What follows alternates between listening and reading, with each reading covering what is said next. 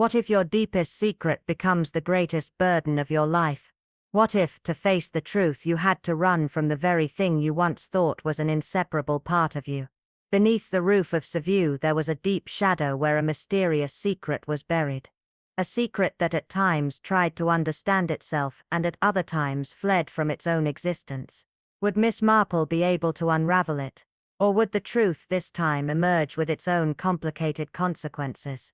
Beneath a gauzy veil of mist that rolled lazily in from the sea like an old secret unwilling to stay buried, Miss Evelyn Harcroft stepped down from the modest black motorcar and gazed up at the Windermere Haven Inn, a building that stood not with pride but with quiet defiance against the erosion of time. Its edges softened by salt and sea air, its windows bearing the foggy imprint of forgotten glories. The inn was a monument to a different era. Heavy velvet curtains faded to near grey, brass knobs dulled with age, and staircases that didn't creak so much as sigh, as though tired of carrying the weight of unspoken things. Evelyn, with her immaculate posture and eyes that noticed far more than they ever betrayed, moved with a gentility that veiled her precision. Her nephew Frederick had insisted upon this getaway, citing rest, rejuvenation and fresh air as necessary cures for the toll city life exacted. Though she had demurred her curiosity, ever her truest companion had stirred at the idea of the sea, the silence, and the peculiar microcosm that inns like these always seem to harbor. And she was not disappointed. The guests were assembled like a strange, deliberate cast in an unfinished play. Major Ellington, with his booming laugh and grand moustache, seemed almost a caricature of colonial memory, reliving battles and exploits that may or may not have ever occurred. The Harridges, freshly married but emotionally miles apart, sat in the drawing-room like two strangers forced to occupy the same frame, she twisting her wedding band, he avoiding eye contact with everything but the carpet. Alaric Vane, a landscape painter whose silence was somehow louder than the ocean, spent hours sketching on the cliffside, yet none had seen a single completed canvas. His eyes, when they did move, always drifted not toward beauty but toward something unseen, some imagined terror on the horizon. Yet it was the presence in room 12 that unsettled even the most grounded of the staff. Miss Celeste Whitcomb, her name not officially recorded, her voice never heard, her movements a fleeting blur in the periphery of the inn's dim corridors. She took her meals in solitude, veiled from forehead to collarbone, always in navy blue, always with gloves. Letters arrived for her daily, thin envelopes, hand-addressed and without return marks. The maid who delivered them confessed, with wide eyes, that they were always burned in the fireplace. Moments later, the scent of scorched parchment lingering longer than anyone cared to admit. Mrs. Dunley, the weary proprietress of Windermere Haven, spoke of her only when pressed, and even then her words were vague and loaded. "She's been through a kind of sorrow most people can't carry," she once said, though Evelyn caught a momentary flicker of something else in her eyes, guilt perhaps, or fear. Sitting by the parlor window with her embroidery resting lightly in her lap, Evelyn absorbed everything. The hushed conversations that stopped when she entered the room, the hallway glances exchanged in haste, the heavy silences that draped the air when room 12 was mentioned. There was something here, something beneath the surface calm of salt and linen, that whispered to her instinct. Not danger, not yet. But darkness. And waiting. On the fourth morning the illusion fractured. A young maid stumbled down the stairs, pale and wide-eyed, clutching the brass railing as though it might anchor her to reality. She had knocked on room 12 thrice. No answer. The breakfast tray sat untouched, the door locked from within. Mrs. Dunley, trembling slightly, used the master key. Evelyn rose quietly and followed, her heartbeat steady, her expression unreadable. Inside the room, what they found chilled the bones of every soul present. Miss Whitcomb sat perfectly upright in a high-backed armchair facing the sea. Her veil had slit just slightly, revealing part of a face frozen not in fear, nor peace, but absence. Her eyes were open but lifeless, her hands resting limply on her lap, as if waiting for something that had already come and gone. She did not blink, she did not stir, she did not speak. The maid whimpered, convinced death had come in silence. Mrs. Dunley backed away, hand to mouth. But Evelyn stepped forward, gently placing 2 fingers against the woman's wrist. Warm, slow, alive. "She is not gone," Evelyn said quietly, but her voice held a grave weight. She is somewhere far from here. A doctor, summoned with urgency, examined Miss Whitcomb and found no trace of physical trauma, no stroke, no fever, no heart irregularity. She's suffered a psychic blow, he muttered, almost to himself. An emotional trauma so vast it has disconnected her, but from what, or from whom? That was the mystery that now hung over the inn like fog that refused to lift. What had she seen, or perhaps remembered?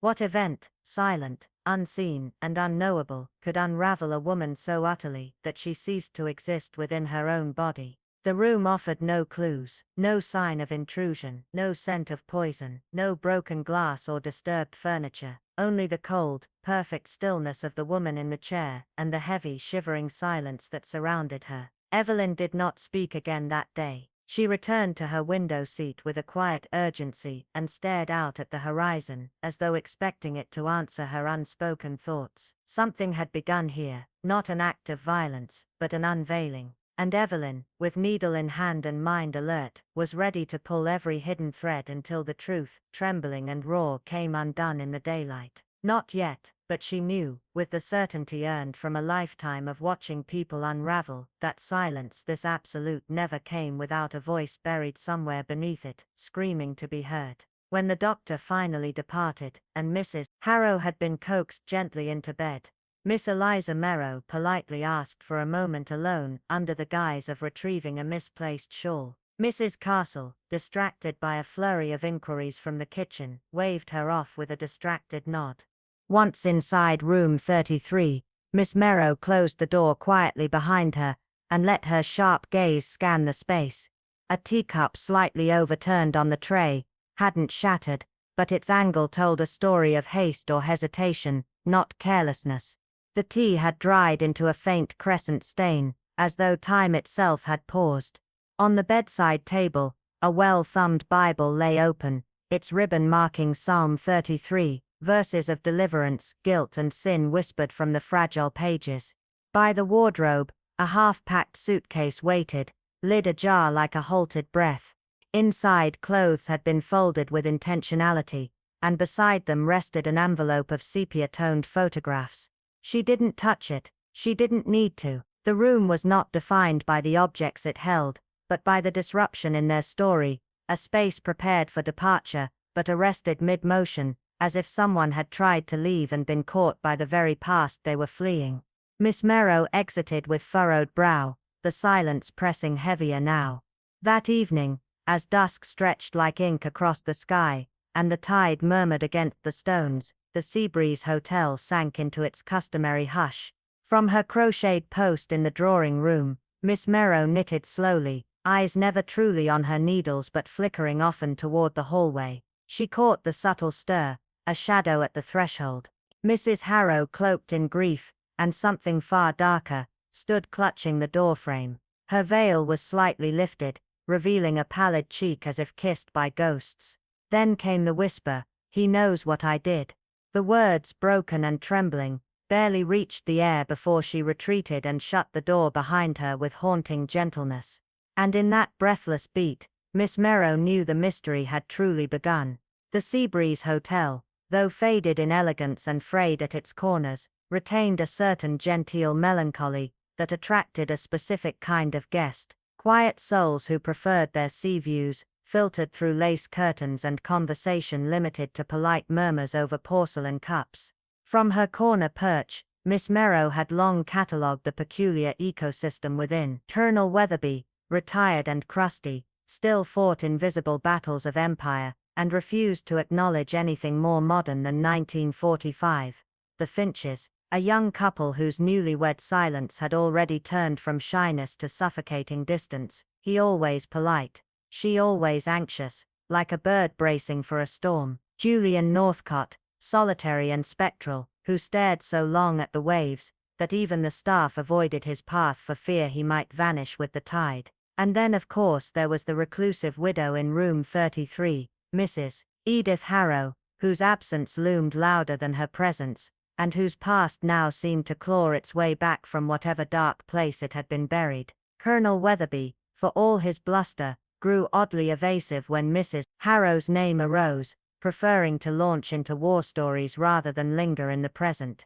The Finches, meanwhile, grew quieter by the day, their eyes never quite meeting anymore, and Miss Merrow, with her needles clacking softly, and her mind threading clues into a tapestry only she could see, began to feel the pressure of something long dormant stirring awake, like a secret soaked into the walls of the hotel, waiting for the right soul to listen closely enough to hear it scream. Unspoken fears often linger louder than spoken ones, and at the Crescent Hollow Inn, a seaside retreat with charm just weathered enough to whisper of secrets, it was the quiet between footsteps that troubled Eleanor Thorne the most. She had arrived under the guise of seeking respite, yet Miss Ethel Bainbridge, ever perceptive and discreet beneath her prim knitting and soft shoes, knew better than to believe in mere coincidence. The inn's residents, much like the aging decor, bore the faded impressions of lives half-lived or long hidden. Alaric Venn, a silver-haired war historian with a rigid smile, regaled anyone who would listen with tales of past campaigns and bloodied conquests, yet his voice faltered awkwardly whenever Mrs. Thorne's name arose, almost as if it were a foreign subject to him. He would redirect quickly to the weather, or any other benign detail, his gaze momentarily darkening before it was carefully concealed beneath a facade of insincerity. It was subtle, but Miss Bainbridge noticed. Then there was the recently arrived couple, Thomas and Clara Bellamy. They were an odd match, both in their youth and mannerisms. Their interactions were so thinly veiled with formality, it was as though affection had been misplaced along their journey to the inn. Clara's eyes darted nervously toward every creak in the hallway, as if awaiting either a revelation or confrontation, while Thomas's gentleness seemed haunted, his every word weighed down by something unsaid, as though burdened by a confession too painful to speak. His smiles were tight, almost rehearsed, and though he tried to keep Clara's attention, she seemed as if she were only half there, her mind lost somewhere else entirely. The solitary lodger, Mr. Leighton Moore, a retired schoolmaster of advanced years, kept mostly to himself, as his kind often did. He was soft-spoken, pleasant enough, but there was a peculiar habit of his that did not escape Miss Bainbridge's sharp eye. The old man often wandered near the stairwell, his footsteps lingering by the widow's door, watching with eyes that seemed to see something beyond the present. His gaze would sometimes flicker toward the door handle, as if waiting for it to open, but it never did. He said little, but Miss Bainbridge was never one to miss the subtle signs. A man trying too hard to avoid being noticed, his every movement betraying his supposed disinterest. And then there was the widow herself, Mrs. Eleanor Thorne, a woman whose beauty had not faded so much as dimmed, like a candle behind frosted glass. Her every gesture was deliberate, carefully controlled, and she kept to herself, emerging at peculiar hours, always dressed in black with a veil that was too heavy for the evening air. It wasn't just the color of her mourning that caught Miss Bainbridge's attention, but the way she moved, as if something clung to her, something unspoken that had shadowed her for years. She would often wander the halls of the inn, her footsteps soft but purposeful, yet no one could ever remember seeing her truly interact with anyone. She never lingered in conversation, never let her guard fall, and always left a trail of unease behind her like the scent of old perfume that lingered in a room long after she had departed. The innkeeper, Mrs. Lemley, a stout woman of rigid cheer and practiced pleasantries, was ever present, but Miss Bainbridge found her cheer a little too forced, her smile just a little too wide. Mrs. Lemley had a way of brushing off any questions regarding Mrs. Thorne, her responses clipped, the kind of politeness that came too easily when one was hiding something. Whenever the subject of room 9 came up, Mrs. Thorne's room, her face tightened imperceptibly, her eyes shifting away with such quickness that Miss Bainbridge suspected more than a mere discomfort. Mrs. Lemley's footsteps, once brisk and confident, now held a certain caution, as if she were wary of something she could neither name nor face. It was through whispered conversations among the housekeeping staff, their voices barely audible through the thick walls of the linen room, that the first true sliver of unease found Miss Bainbridge. "She gets letters every morning," one maid said breathlessly, her eyes darting nervously to the hallway. but not from the post, no stamp, just slipped under her door. Same paper, same hand, always signed with a D. The maid shivered as she spoke, as though the name itself were enough to make her skin crawl. And then she burns them. Every single one. I've seen it with my own eyes. Matches, the lot. She never reads them, just burns them right away. This information, offered in hushed tones and followed by furtive glances, carried far more significance than it first appeared. Letters, unsigned, undelivered, and always destroyed, yet no one ever saw them, nor heard their contents. Something about this practice felt wrong. As Miss Bainbridge pieced it together in her mind, her suspicions grew, fueled by the knowledge that these letters weren't mere correspondence. They were a message, and the woman who destroyed them was hiding something far darker than grief. That very afternoon, as the late autumn light dimmed the lounge to a soft amber, Miss Bainbridge was selecting thread when she overheard a quiet conversation between the widow's two most regular visitors, Thomas and Clara Bellamy. The conversation was soft, hushed, almost fragile in its tenderness. "She's been weeping again," Clara murmured to her husband, her voice betraying a deeper sorrow. "The tears seem endless these days," Thomas, ever the stoic, responded without malice, but with an undercurrent of resignation. "She always does it at sunset," he replied, his voice thick with unspoken understanding. "At sunset, when the shadows are longest, the grief feels real." There was then a pattern, a rhythm to the widow's mourning, and Miss Bainbridge could not help but wonder what it was that drove this woman to weep only at the fall of night, to mourn in such a private, continuous cycle. It was not the kind of grief that time could soothe, it was the kind of sorrow that replayed a single haunting moment again and again, as though the widow could never escape her memories, never let go of whatever it was that tormented her so. It was by chance, or so one might assume, that Miss Bainbridge wandered past the sitting-room fireplace that very evening. Her gaze flickered absently over the grate, and then she froze. There, caught between the dying embers of the fire, lay a piece of paper, half consumed by flame, but not entirely gone. The room was unoccupied, and most would have overlooked it, but Miss Bainbridge was not most people. Using the tip of her embroidery needle, she carefully extracted the charred paper, the remnants of ink now smeared and unreadable. Only a jagged corner remained intact, and as she inspected it closely, a shiver ran down her spine. There, in a clear, forceful hand, were 3 words. "You will answer."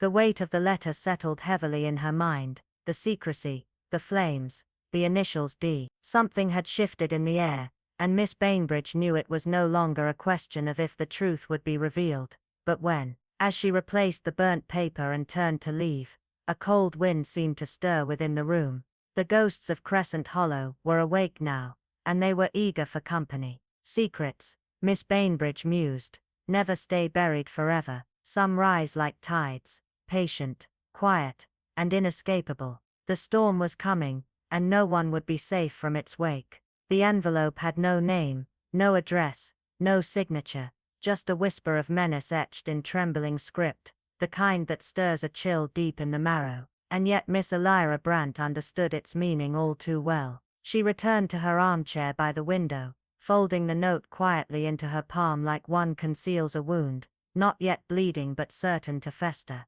In places like Alderstone Manor, perched on the cliff's edge with a storm-prone sea below, threats rarely came from afar. No, danger here wore familiar faces, softened by routine, sharpened by buried grievances. She thought of Mr. Holcroft's nightly prowls in the fog, of Miss Denby's sudden silences, of the groundskeeper's watchful stillness, and Mrs. Lorne's eyes that flickered too often toward shadows. Every guest seemed to carry a ghost in their pocket, and now one of them had let theirs speak. In the uneasy days that followed, Elira adopted a quiet ritual. She visited the reclusive Mrs. Venn each afternoon, a ball of crimson woolen needles in hand, and let the soft rhythm of knitting be the bait for truth. No questions, no confrontations, only talk of wildflowers, storm lanterns, and the peculiar stubbornness of scones. And on the 5th visit, with dusk pooling in the corners of the room, and the rain whispering secrets against the glass,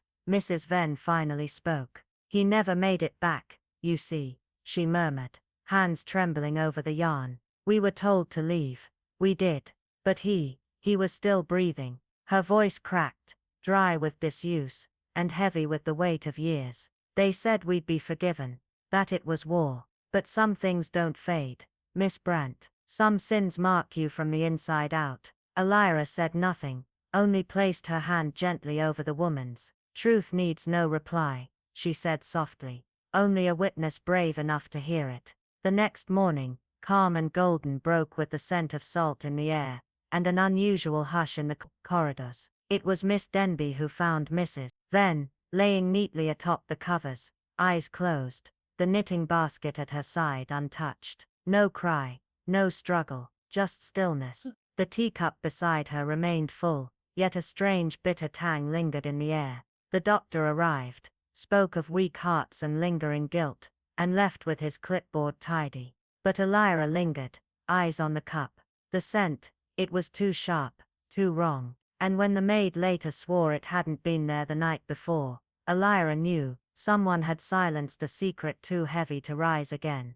Death had indeed arrived, but with intention cloaked in quiet, and carrying the weight of unfinished stories. She said nothing, only a slight compression of her lips betrayed the ripple beneath the surface, and with a voice so composed it seemed rehearsed, she asked if Dr. Hemmings might be called once more, her tone polite, but with an edge of urgency too smooth to be casual. The request, though harmless on the surface, hung in the air like mist clinging to the edges of something rotting just out of sight. Upon further examination, it was not the tea leaves that told the story, but the residue that clung to the bottom of the cup, a minute trace of digitalis, a cardiac stimulant, whose effects tiptoe the line between remedy and execution. Mrs. Harrow had never been prescribed it, had no symptoms that required such a drug, and no known supplier had issued it to her in recent months, not from the town's chemist, not from her personal belongings,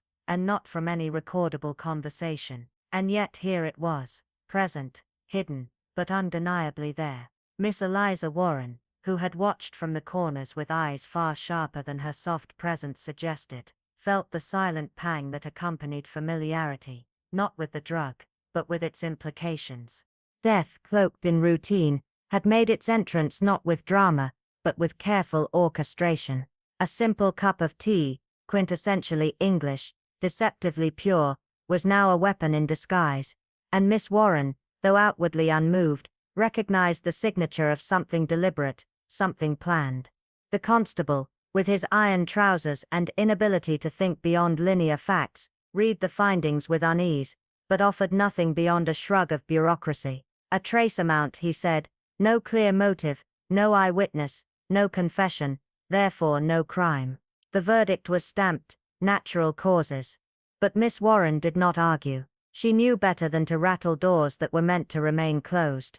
Instead, she returned to her room and opened the drawer beneath her writing desk, where a small brittle fragment of scorched paper lay hidden, its corners curled from fire, its surface faintly ash-smudged. She had retrieved it from the fireplace in the lounge 2 days prior, guided by instinct more than reason, and now its cryptic message loomed larger than before. You will pay, J. It was not a lover's spat or a prank, it was a promise. Now, in the stillness after death, it bore weight. The question was not if Mrs. Harrow had been threatened, it was why, and more urgently by whom. The next morning, amidst the rustle of newspapers and the clink of cutlery, Miss Warren took her seat by the window, knitting in hand, ears open. Conversations floated around her, light, polite, and maddeningly superficial, but beneath them, in the cracks of silence, truth shimmered. A question to Mrs. Templeton, once known as Nurse Martha Crane, about her wartime service brought the faintest hitch in her breath. A field station near Arras, she replied, hands fluttering like paper in wind. Only for a time. But the name, and the place, did not escape Miss Warren. Arras, where the wounded cried through mud and guilt was often left behind like abandoned boots. A quiet reference later, made over breakfast, to a forgotten name. Corporal Lionel Priest, caused Captain Julian Blake, the reclusive guest who claimed to be an artist from Kent, to hesitate. Died out there, he said, eyes narrowing slightly. Sad affair, no one's fault really. But Miss Warren caught the tremor behind his detachment. She had seen it before, the instinct to disassociate, to bury, to redirect. 3 names, like puzzle pieces gathering dust: Edith Crane, known in her youth as Nurse Green, Corporal Priest, and Captain Julian Dearden, now hiding behind the name Blake, and a facade of artistic ambition that never bore fruit. The pieces, long scattered across memory and silence, were now aligning. Mrs. Harrow, it seemed, had known something, not loudly, not even consciously perhaps, but enough to make someone afraid, and in fear, the past had acted. Miss Warren, never one to confront with blunt force, instead laced her questions in idle conversation: the tide, the fog, the history of the inn, and always watching, for the flicker, the shift, the twitch behind the smile. Captain Blake faltered when she mentioned Julian Dearden in passing. His tea paused mid-air, his jaw clenched for just a second too long. No denial, no words, but the truth rarely needs them. In places like Seaview, where time folds over itself and ghosts wear the faces of the living, the past never really stays buried. It waits. And now, awakened by a whisper, it had begun to stir once more. The dead do not cry out for justice, but Miss Warren listened for them anyway, in the clink of a cup, the silence of a hallway, and the quiver in the voice of someone who thought their sins had been forgotten. Time, they said, was a healer, but some hours refused to die quietly, and some wounds aged like traps buried just beneath the surface, waiting for the careless footfall of memory. At Renly House, a seaside hotel, whose peeling white paint and ivy-choked railings masked decades of secrets, Miss Eliza Merton walked with quiet grace, a widow to most, but in truth, an observer of what others were too polite, or too frightened to notice. The air smelled of brine and decay, and somewhere in the walls, the sea whispered like it remembered something the living had tried hard to forget. Room 7, a modest corner suite, with floral drapes and an uneven floorboard near the window, held a peculiar detail. Its antique clock, brass gilded and stiff with age, had frozen at exactly 3:17. It hadn't always been so. Eliza had passed that very room days earlier, when it ticked normally. And yet now, with Nurse Evelyn Braddock, lying cold in the town morgue after an apparent heart failure during the blackout, the clock stood silent, as if in mourning, or in testimony. Eliza's instincts, honed by years of watching human behavior unravel in small, seemingly harmless gestures, told her this was no coincidence. The blackout itself had been brief, but long enough for secrets to move under cover of shadow. Captain Aldous Vale, now a shaky-voiced lecturer in military ethics, had once led a field unit in Ardennes, where rumor claimed he abandoned 3 wounded men for the sake of a quicker retreat. Official records were vague, the kind of vagueness that speaks volumes. Mrs. Langford, whose posture still bore the rigid grace of a military matron, always wore a sterling locket, but never let it be seen open. Eliza noticed how her hand would instinctively press it when someone mentioned duty or consequence. And then there was Charles, the young pianist with too much talent and too few roots, who claimed to be self-taught, but played with the kind of depth that only grief could teach. When Eliza casually said, "The name Henry Coyle came to me today," strange how some names haunt places, each of them responded in a unique, unmistakable way. Vale's teacup clinked too hard into its saucer, Langford's breath caught for a fraction too long, and Charles abruptly stopped playing, staring into the middle distance, like he'd heard a ghost. Coyle, as it turned out, had been a soldier in the final stretch of the war, young, full of promise, and shot in the leg during a night ambush. His unit had retreated, but Field Post 12 was meant to shelter him until extraction. 3 remained behind: Nurse Braddock, Captain Vale, and Nurse Langford. Only 2 returned. No inquiry, no grave, just the soft-spoken myth of a man left behind. Eliza, in her quiet persistence, found more than whispers. Beneath a loose panel in room 7's skirting board, she uncovered a singed page from an old field journal. "He begged us not to leave. The order came. I followed it. But I hear his voice when I sleep." The ink, faded and blurred by what might have been tears, bore the shaky stroke of a man unraveling under guilt. Evelyn Braddock, Eliza suspected, had tried to bring it all to light, after receiving a letter from Coyle's sister, an unopened envelope found in her handbag. But someone had stopped her, not violently, but efficiently. Her tea that night had tasted faintly of herbs.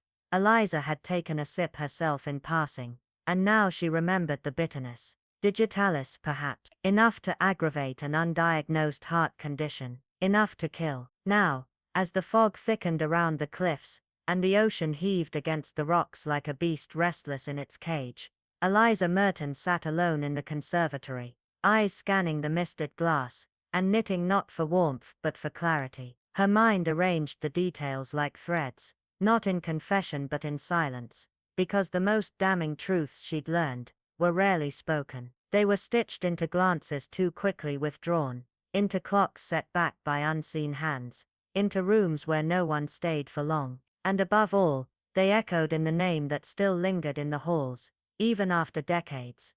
Henry Coyle, the man they left behind, who in death had returned, not for vengeance, but for recognition.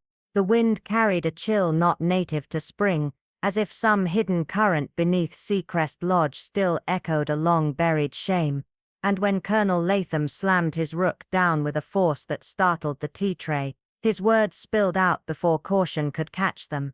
"This place remembers, even when we pretend not to."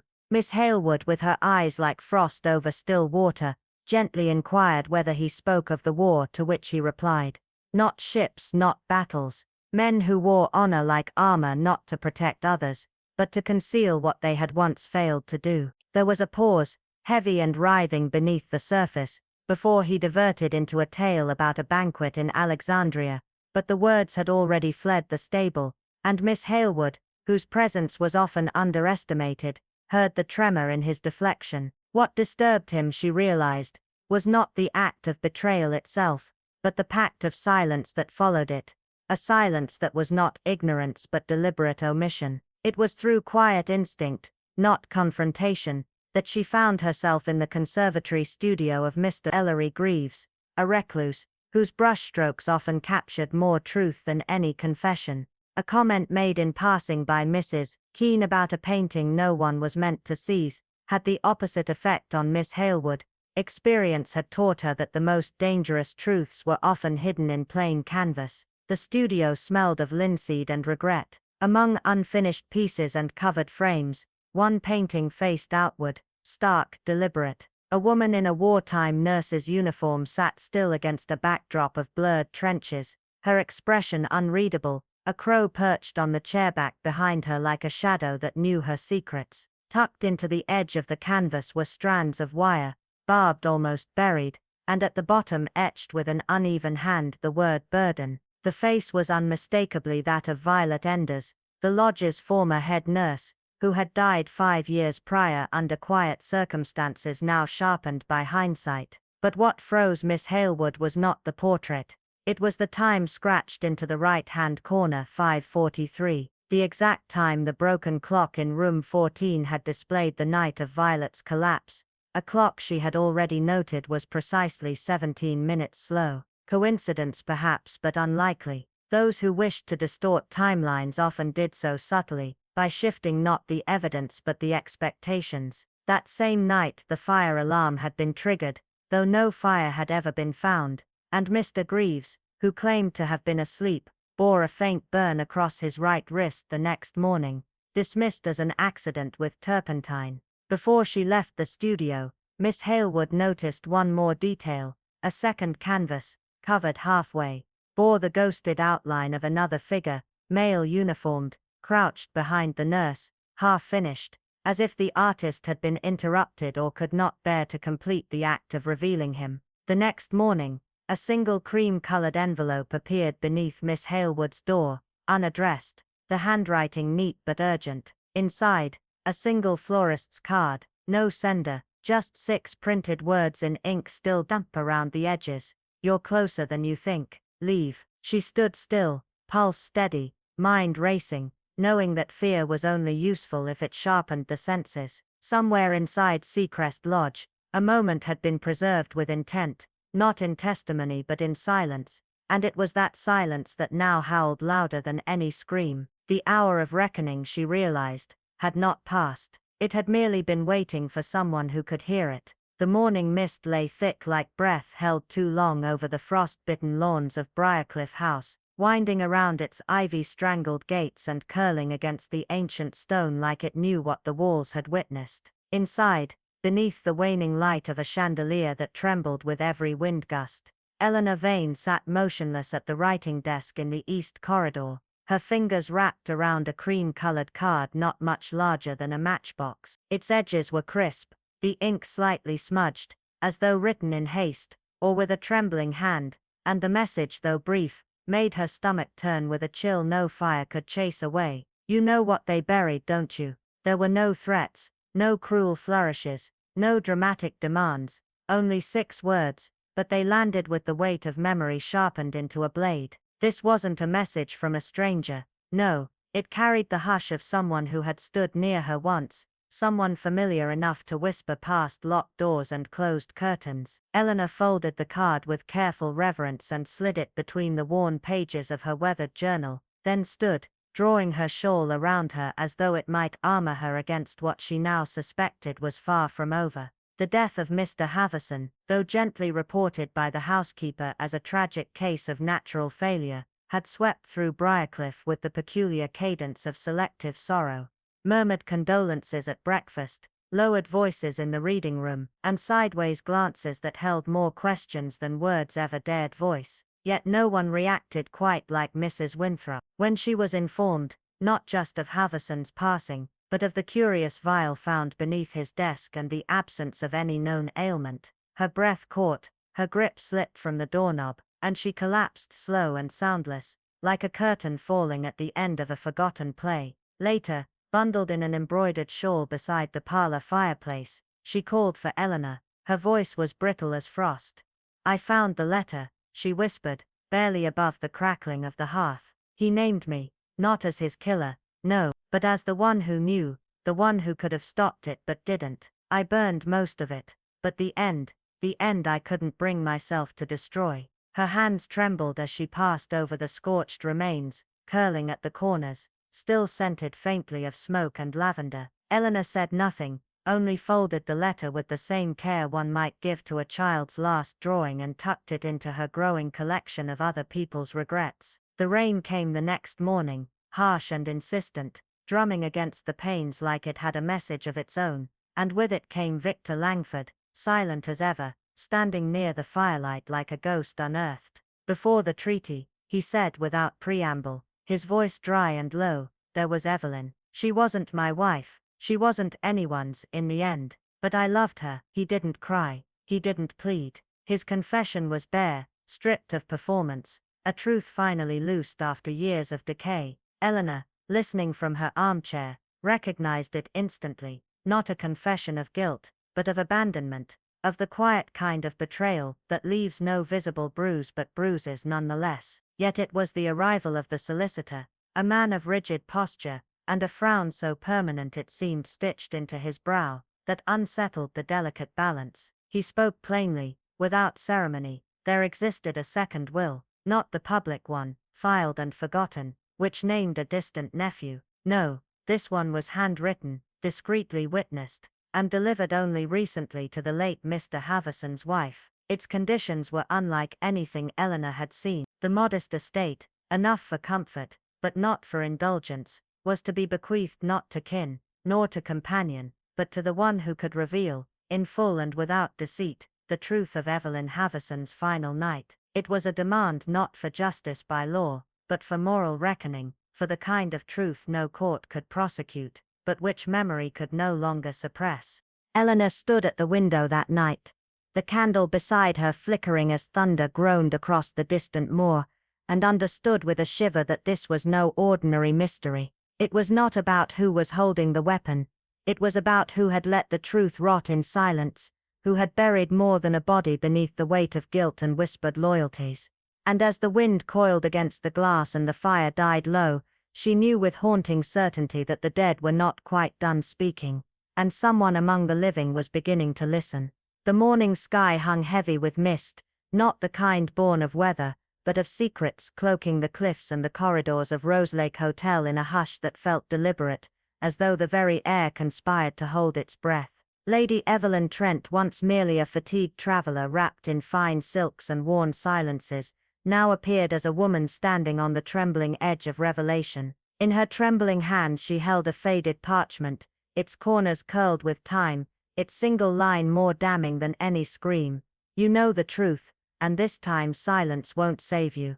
When Mr. Alderton, the discreet and meticulous solicitor, placed the will before her, he had not anticipated the transformation, the sudden pallor, the rigid stillness, the way her eyes fixed on the distant sea as though expecting it to offer a verdict. She spoke no word, not then, not as he waited through the awkward silence, not even when he gently excused himself from the drawing-room where time seemed to splinter. The will remained unsigned, but she clutched it with the desperation of someone holding not a document, but a loaded confession. This was no ordinary inheritance, it was a reckoning wrapped in legal language, a mirror to past betrayals. Miss Lavinia Dale, a reserved woman known for her poised restraint, caught sight of the will later that evening, and reacted not with fear but with a strange fragile smile, the kind born from a long-awaited storm finally breaking. It was always meant to come to light, she had murmured before retreating to her room. But by morning her room lay undisturbed, bed untouched, her coat missing, but her diary left open on the desk with one final sentence etched in graceful ink. "Truth never walks alone, it drags sacrifice in its shadow." Around the same time, Miss Alara Finch, always precise in her movements, her hair pulled back tight like secrets bound in silence, was seen walking the west corridor, her blouse damp, her eyes darting like she carried a storm within her. A silver locket swung gently beneath her collar, and Miss Templeton, the sharp-eyed manager of the hotel, who noticed everything and spoke little, caught sight of the engraving Edmund. She remembered the name from a case closed too cleanly. Edmund Blake, a war hero who drowned mysteriously off these very cliffs, his death ruled an accident though the rumors whispered otherwise. "He was my uncle," Alara had said quietly when asked, her voice too calm to be natural, her hands trembling, as she set down her teacup. That night, Miss Dale's body was discovered at the base of the cliffs, her fingers wrapped tightly around the corner of the unsigned will. The police concluded suicide, but Miss Templeton knew better, knew the difference between a woman who gives up and one who's pushed, one who dies with secrets versus one silenced to keep them buried. And when Alara Finch disappeared the following night, leaving behind only her locket and a neatly folded handkerchief stained with seawater, the threads of the past began to tighten around the present. The will hadn't just named beneficiaries, it had disturbed graves long thought sealed. It had invited truth into a room full of ghosts. Miss Templeton, no longer content to remain an observer, folded her shawl with careful precision, and made her way toward the lounge, her mind assembling the pieces like a quiet storm preparing to speak. This was no longer about who signed what or who stood to gain. This was about vengeance disguised as grief, justice dressed in mourning clothes, and a final chapter that refused to end in silence. As twilight descended and the shadows crept along the floor like memories unburied, she knew someone would talk or someone else would vanish. It wasn't a grand announcement or a dramatic confrontation, no, it was a simple, almost casual invitation, the kind one might offer for tea and conversation, yet it carried beneath its surface a gravity known only to her. Miss Amelia Finch's voice, smooth but taut with an unspoken urgency, had cut through the air like a knife. Colonel Thurston arrived first, muttering under his breath about the vagaries of seaside architecture, the drafty corners, and the general unreliability of such places,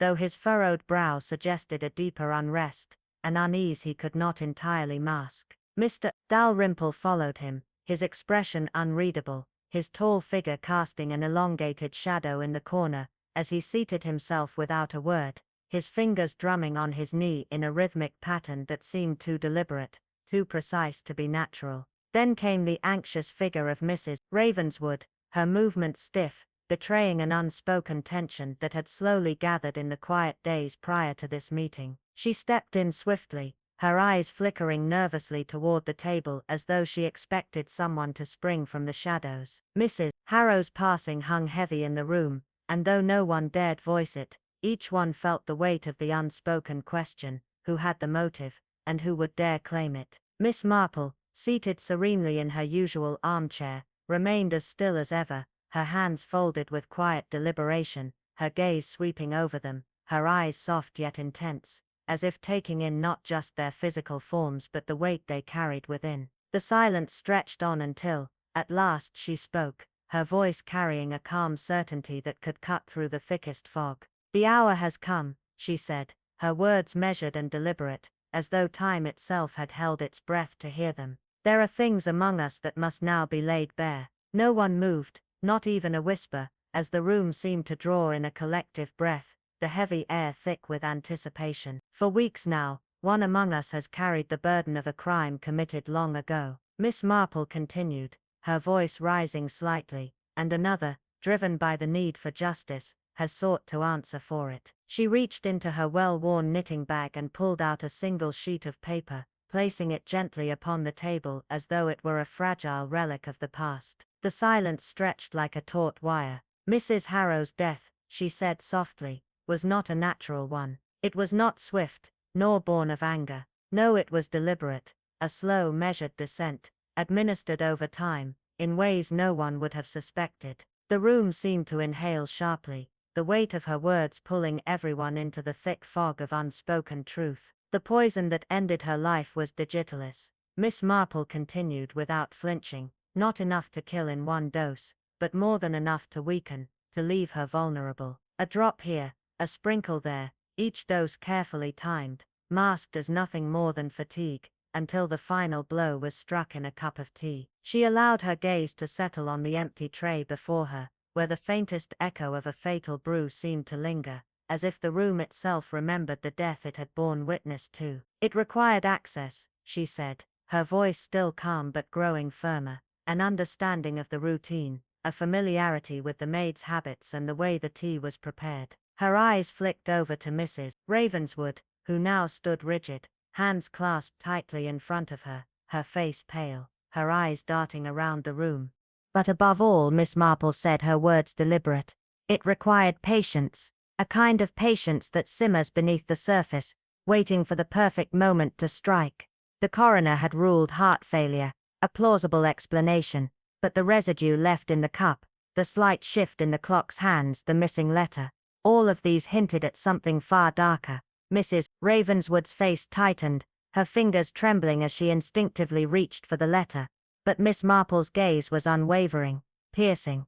"The motive," Miss Marple continued softly, "was not what it appeared. Not greed, not envy. No, this was something more primal, something that had been simmering for years, hidden beneath layers of silence and denial."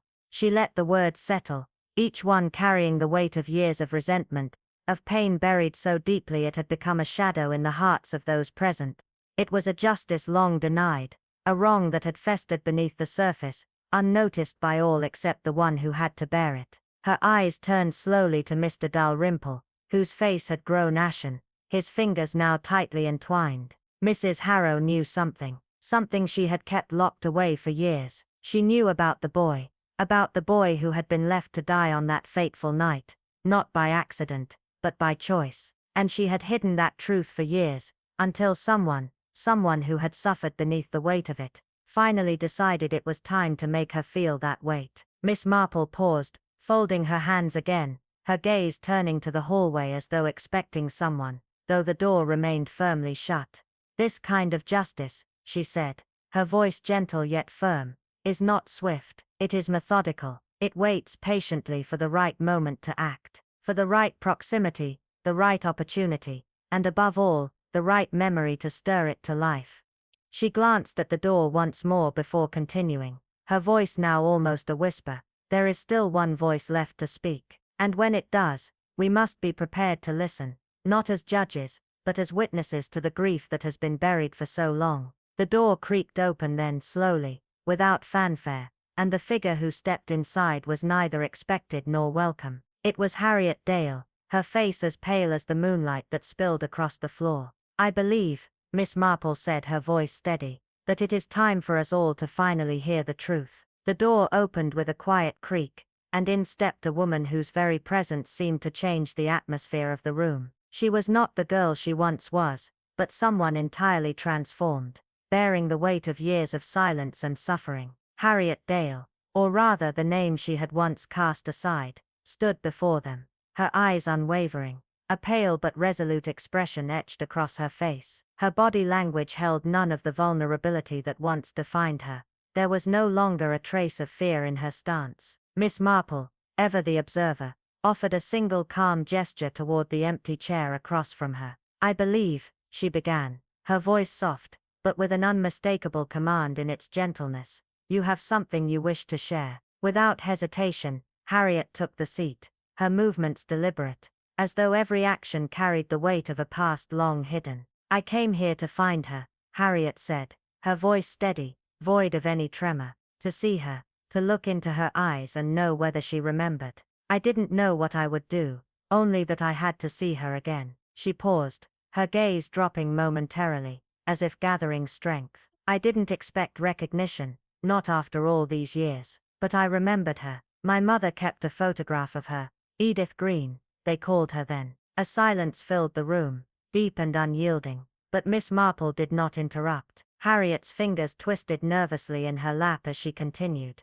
"When I spoke Harry's name, she turned pale. I thought I saw fear in her eyes, but she said nothing except that Harry had been left behind, that she couldn't stop it." Her voice faltered for a moment before hardening again, "but she never said sorry, never."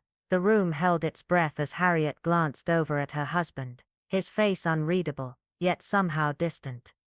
"He didn't know, he thought it was nonsense, just some emotional outburst. He was trying to protect me, but he never knew the truth. I added just a few drops to her tea," she confessed quietly, her gaze locked onto Miss Marple's, as though seeking some form of absolution. "Not enough to kill her, not at first, just enough to make her feel. Just enough to make her feel what my uncle must have felt. Helpless, fading, abandoned." She stopped, the words hanging in the air like a confession too heavy to lift. "I never meant for it to go that far," she said finally, her voice barely a whisper. "But I watched her die slowly, the way he did, and I wanted her to understand, just for a moment, what it was like." Miss Marple said nothing, her expression unreadable. The truth had been spoken, and it lay between them like a shadow, impossible to ignore. The weight of Harriet's words filled the room, yet the silence that followed was not one of condemnation. It was a quiet space where the truth could breathe, unspoken yet undeniable. Miss Marple had always known that the most telling moments occurred not in public confrontation, but in the quiet corners, behind closed doors, where guilt was unvoiced and pain remained locked away. Harriet had not intended to kill Mrs. Harrow. That much was clear, but in her search for justice, she had crossed a delicate line, one between vengeance and consequence. A line so fine that the crossing had happened before she even knew it. The confrontation with Mrs. Harrow, the one that had set everything in motion, had happened 2 days before the widow's death. It had been just before dusk when Harriet had entered room 33, holding one of the unsigned letters, the one with Harry's name on it. She had demanded Mrs. Harrow look her in the eye, to acknowledge the truth. The older woman had only stared at her, silent, her hands clasped tightly in her lap. When Harriet had pleaded, begging for some sign of remorse, Mrs. Harrow had only muttered, "We obeyed. We were told to go." There was no apology, no sorrow, just a cold impenetrable duty. In that moment, something had hardened within Harriet. She had already taken the tincture from her husband's medicine cabinet weeks before, unsure of what it would be used for. But in the heat of the moment, with the echo of her uncle's suffering in her mind, she had slipped the dose into Mrs. Harrow's tea, just enough to make her feel it, just enough to rattle her heart, to leave her trembling with the same helplessness Harriet's uncle had felt. But what began as a whisper, a simple act of retribution, had escalated. As the days passed, Harriet had continued, each dose a little more potent than the last, until Mrs. Harrow's gradual decline became unmistakable. Vengeance, once tasted, had rarely been satisfied with a single cup. In the tangled web of Mrs. Harrow's death, it was perhaps Mr. Finch who stood most unaware, tragic in his innocence. His quiet affection for Harriet had always been evident, though it was never overt, never showy. He had not understood the depths of her grief, nor had he known the weight she carried beneath the surface of their marriage. When he had found the letter, crumpled and half-burned in the hearth, he had assumed it was just another of Harriet's emotional outbursts. He had tried to protect her, to shield her from what he thought were her fleeting anxieties. He had torn the letter into pieces and burned them, thinking it would bring her peace. What he had failed to see was that the letter was not a simple outburst. It was the final message from Mrs. Harrow, addressed not to Harriet, but to Harry. The letter that never reached its intended hands, the final confession lost in the flames, had been the last breath of a woman's attempt to atone, though too late. In tearing it apart, Mr. Finch had unknowingly erased the one chance for reconciliation, for a whisper of regret from a wife who had carried her grief like a shroud for years. It was in his sorrow that Miss Marple saw the true depth of the tragedy, not guilt, but a man caught in the edges of another's war, a bystander to actions he could never fully comprehend.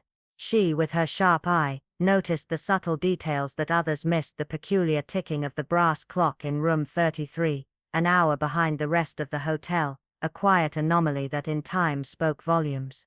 The chambermaid, when pressed, confessed that she had wound it just 2 days earlier, but something had altered it after that. Someone had turned it back, not to deceive the authorities, but to shield a husband from the weight of a truth that had already begun to sink its roots deep into the past.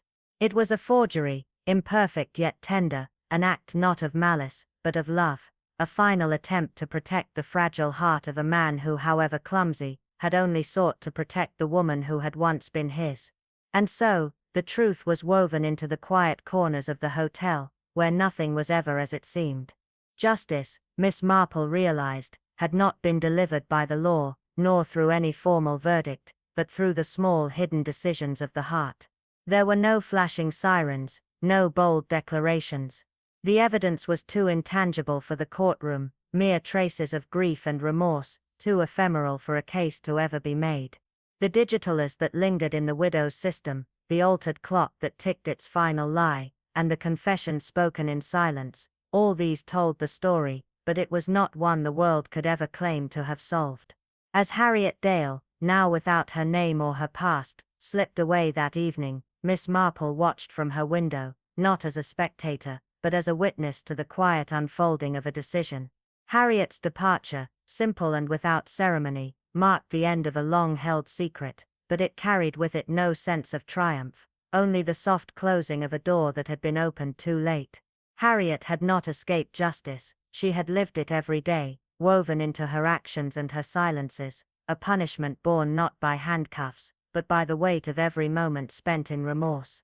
And in the stillness that followed, Miss Marple could almost hear the last echo of a chapter closing, not in the loud clamor of a trial, but in the subtle, undeniable truth of a heart finally laid bare. A week later, Mrs. Castle, the quiet keeper of secrets, announced her resignation without fanfare, her words as ordinary as the weather, but the air between them thick with the quiet erosion of a life spent concealing what could no longer be held. She had kept her silence not for gain, nor pride, but out of an old conviction that some wounds healed by forgetting. But now, she understood some things, once shattered, could never be fixed. Her departure was as unceremonious as it was inevitable, no sentiment in her actions, no parting words to soften the truth that had been carried too long. Her belongings packed with care, the hotel cat rehomed, and the keys left behind with a simple note, final. There were no tears, no grand goodbyes. Over their last cup of tea by the bay window, they spoke not of guilt or justice, or time's cruel tricks, but of scones and linens, a small soft conversation to mark the end of a chapter that would never fully be understood. In the end, it was not the loudest truths that left their mark, but the ones whispered in shadows, the ones that settled quietly within the hearts of those who carried them. As the last of the shadows stretched long across the weary walls of Seaview Hotel, Miss Marple stood by the window, watching the final departure.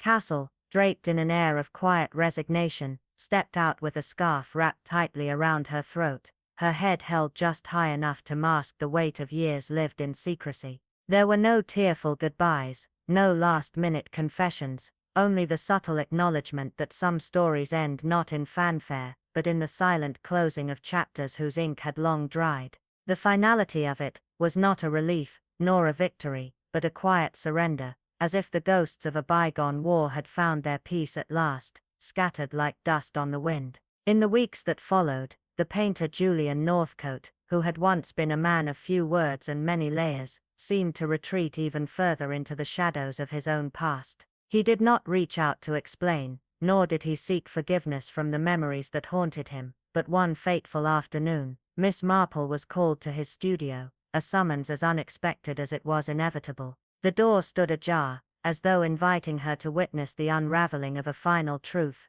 and there, resting on the easel, was a new work, stark and unapologetically raw. The Reckoning, it was titled, though there was little room for ambiguity in its portrayal. A woman, her back turned, a teacup resting idle on the arm of her chair, and in the distance, a hazy outline of barbed wire cutting through the horizon like a cruel reminder of all that had been lost. The light above her head hung suspended, neither dawn nor dusk, casting everything in a muted melancholic glow that seemed to capture the very essence of regret. Miss Marple knew then, that Julian had not sought to absolve himself in the eyes of the world, but rather to confront the painful realities he had kept locked away. The painting was not a confession in words but in strokes of oil, each one a silent acknowledgement of the wars fought within hearts that were too bruised to speak. With a silent nod, Miss Marple left the room, her mind turning over the quiet weight of what had been shared, and as the door closed behind her, she could not help but feel that something had shifted, something unseen but undeniable. In the garden, the roses bloomed again, a testament to the resilience of life even in the face of suffering. They were delicate yet defiant, their petals unfurling like the secrets that had long been buried, but could no longer be contained. Seated on the same bench she had favored when she first arrived, Miss Marple let herself breathe in the stillness, the hum of bees mingling with the rustle of leaves. Here, she thought, was where justice was born, not in the courtroom, not in the harsh light of law, but in the quiet courage to face the past, to confront the ghosts that lingered in the corners of memory. The people involved in this story, Harriet, Julian, Mrs. Castle, had carried burdens, yes, but they had also carried something else, a strange unspoken grace that allowed them to navigate the murky waters of guilt and love, grief and redemption, each in their own way. Harriet had chosen to act out of a need to reconcile the life she had been forced to live. Julian had painted his remorse in oil, and Mrs. Castle, though never absolved, had come to terms with her silent complicity. Each of them had walked their own path, not towards forgiveness, but towards a kind of quiet peace, where the weight of their actions had found its rightful place. The past may never change, Miss Marple knew, but how one chooses to live alongside it, that was where the real measure of redemption lay. And so, as she sat in the fading light, watching the garden grow in its own time, she understood that sometimes, the truth does not need to be shouted from the rooftops. Yeah. It only needs to be acknowledged, softly, reverently, and without fear. And so it was that the last secret had been uncovered, not with a loud proclamation, but with the quiet unfolding of a story that had always been waiting to be told. The truth, Miss Marple thought, like the roses in the garden, had taken its time to bloom. Miss Marple sat in the serene stillness of the drawing-room, her eyes wandering over the overgrown garden, now tinged with the subtle hints of autumn. The wind had picked up, making the leaves tremble, their rustling a soft accompaniment to the deep thoughts swirling in her mind. She had always trusted her instincts, her sharp ability to read people, to hear what was not said, to sense the shadows that clung to their smiles. And in the case of Harriet, those shadows had been unmistakable. Miss Marple had seen it in the way Harriet spoke, the way her gaze darted away from the past, and how, despite her youthful appearance, there was a weariness in her eyes, an old sadness that ran deeper than any simple explanation could account for. It wasn't age or forgetfulness that clouded Harriet's expression. No, it was discretion. There was a certain art to silence, something the elderly had mastered over time. They had learned to say so much by saying so little, to let the weight of their unspoken thoughts fill the room, even when their lips remained sealed. Miss Marple, of course, had known this all too well. She had learned over the years that sometimes the quietest people carried the heaviest truths, and it was that very silence that had led her to her conclusion about the mystery at Seville. It wasn't the result of greed or madness, but of long-buried memories, whispers of a tragedy long since swept under the rug. And like all forgotten things, it was this unspoken grief that had a dangerous way of resurfacing, twisting its way through the years, until it could no longer be ignored. The more Miss Marple reflected, the clearer it became that the crime at Seville was not one of violent passion, but a quiet act of despair, rooted in sorrow and regret, the echoes of a long-dead tragedy. No one had truly forgotten, no one had truly moved on. They had simply stopped speaking of it, their tongues tied by fear, their hearts burdened with a guilt too heavy to lift. Miss Marple, however, knew that silence was not a cure for grief, it only allowed it to fester, to transform into something darker, something more dangerous. It was not forgetfulness that defined the elderly, as some might believe, but a quiet, deliberate choice to withhold, to protect themselves and others from the sharp sting of painful truths. The truth at Seville, she realized, was buried deep within the hearts of those who had been there, and they had chosen, for reasons of their own, to carry that truth with them silently. But silence, Miss Marple had learned, was often the loudest truth of all. It was on a quiet Monday morning, the first of the month, that a letter arrived for Miss Marple. It was unassuming in its simplicity, no extravagant decorations or flourishes, just a neat, unembellished hand. The lack of a return address was curious, but Miss Marple wasn't one to be easily fooled.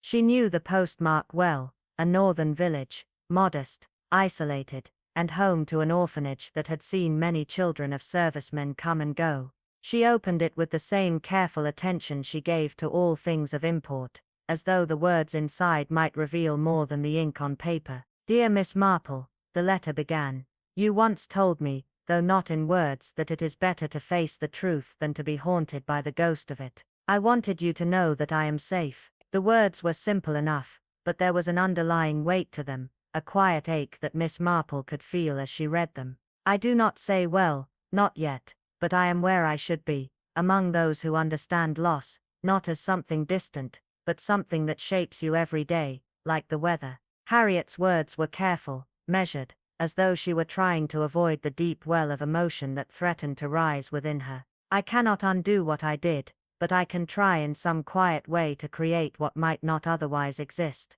a place where others might feel held, a place where one more child does not have to ask why someone never came back for them." Miss Marple's fingers tightened around the letter. The words were gentle, but they carried the weight of years of regret. Harriet was not seeking forgiveness, she was offering understanding, an understanding that Miss Marple knew was as much a gift to herself as to others. "I do not ask forgiveness, but I offer understanding, for Mrs. Harrow, for my uncle, and perhaps someday for myself." The final words were both a farewell, and a confession, an admission of a burden too heavy to bear alone. Miss Marple folded the letter carefully, as though it was something fragile, and placed it in the drawer where she kept all things not yet ready to be forgotten. It was not absolution she offered Harriet, nor was it justice as the world might define it. It was something quieter, something far rarer, a tentative peace, the first step toward a healing that could never fully erase the past,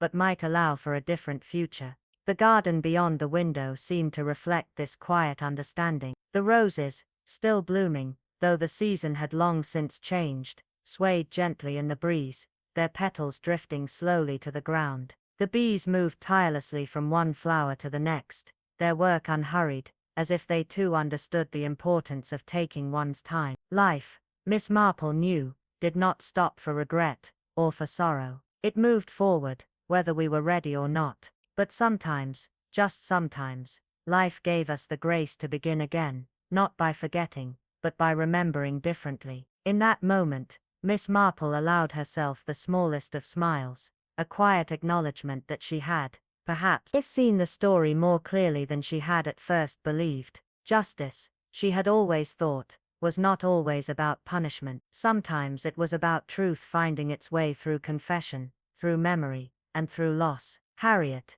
in her own way, had found a kind of redemption, not by running from the law, but by confronting the ghosts of her past, and learning to carry them with a sense of purpose. Her flight was not one of triumph, but of reckoning, and perhaps that was what made this case so haunting. It wasn't the poison, or the secrets that had been kept. It was the painful honesty that had finally come to the surface, and the understanding that had followed. Some stories, Miss Marple reflected, did not end with justice served in a courtroom. Some stories ended quietly, in the soft unfolding of truth, and in the slow, often painful acceptance of that truth. The letter from Harriet was not a victory, but a quiet victory of sorts, a small tentative step toward understanding, and perhaps peace. Harriet's parting had not been triumphant, but it had been necessary, and in the end, that was enough. As Miss Marple sat in the fading light of the room, she felt a quiet sense of closure,